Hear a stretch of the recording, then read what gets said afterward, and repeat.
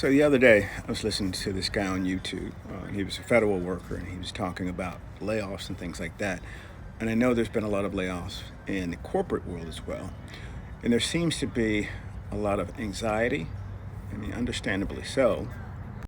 So there's this constant cloud and this constant worry, this constant voice in your ear. Am I going to be next? When is it going to happen? What am I going to do? It's really no way to live. So I would suggest being proactive. If you're in a relationship, especially, the two of you sit down, and I would go somewhere, maybe out in nature, get away from home, and just sort of do a mind map. Just start writing down all the skills you have, everything you've done, and then also include your interests. And I guarantee you, in the aggregate, there's probably a business there that you can start. And then once you do that, you have more control over your life. I mean, it's not going to be easy, but I mean, are you really going to miss that hour commute each way every day?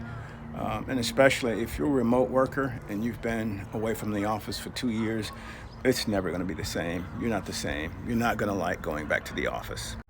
And you probably don't like that job anyway. But a lot of us are attached emotionally to these positions and to these titles and the status, and we're worried about what people are going to say and things like that. And then we have just a bunch of stuff. And I remember during the pandemic, I left the country for about a year.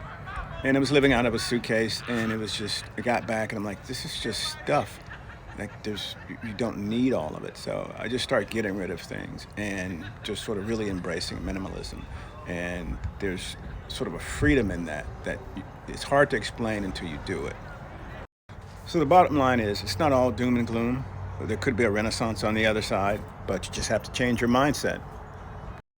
And when you do this exercise, no fire hosing, no shooting down ideas.